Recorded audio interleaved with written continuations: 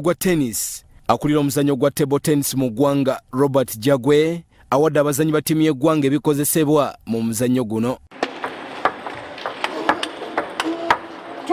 Kino kigenza okubaawo nga ttiimu y'eggwanga eri mu kaweefube w'okweteekera empaka eza regional senior qualifiers ez'okubeerawo omwezi ogwokutaano mu ggwanga erya Ethiopia kw'ossa eza Commonwealth owa 2022 okubeerawo omwezi ogw'omusanvu mu kibuga Birmingham mu ggwanga erya Bungereza. Emizannyo gya Ethiopia yegenda okuba regional championship eyo nno qualifier ya All Africa Games zino twagendako Cameroon last year kati eno ye qualifier kati abaana tugenda batwala Ethiopia bwe bavaawo bagende Nigeria kati bagenda Ethiopia bagende Nigeria then bwe bavaawo bagende Birmingham kati competition ezebbiri zituyamba nnyo okutestinga ttiimu yaffe kati bali batya era kati bagenda mu training nga bakozesa rubbers zino then bagende Ethiopia tulabe.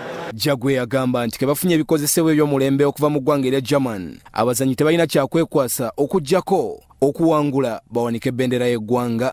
Rubbers zino gwe mulundi ogusookedde ddala Uganda okufuna brand new rubbers abazannyi okuba nti bagenda mu competition nga bagenda ku trainingira ku rubbers empya bazanyise rubbers zennyini ze batrainingisizza ate rubbers zino zezisingayo bulungi mu nsi yonna twazireese kati kibayamba abaana nti akimanyi nti omuntu gwagenda okuzannya naye kati bali ku level y'emu mu bya rabba kati kabagende batunge ku mmeeza nga tewali gamba nti ono ansinza rabba ate eyange embi. Abazannyi ba ttiimu y'eggwanga betwogeddeko nabo abafunye ebikozesebwa batubuulidde obuzibu bwe basanga nga bakozesa ebikozesebwa ebitatuukagana na mutindo.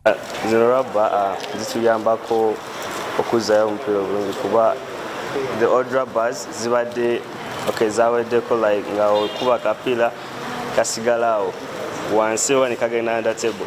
So these rubbers Donic batuyambye nnyo, so thank you Donic. Rubbers zino tuzifunye brand new era ffe abasoose zifuna era tusuubira okuzikozesa kuba zino brand new rubbers zikuyamba okubeera fast ku mmeeza n'akapiira oba oli accurate nnyo. Aba Uganda Table Tennis Association nate bafunye ne yafisi empya okuteereddwa ekitebe ky'omuzannyo guno mu division eya Lubaga. Uganda Table Tennis Association kati etunuulidde okulaba nga abaana bakola bulungi mu mizannyo egy'enjawulo okuli empaka eza East Africa Table Tennis Championship, eza Commonwealth Games kw'ossa eza Africa Cup Qualifiers n'emizannyo emirala mingi. Abel Kitaka, Salt TV, Omunnyo.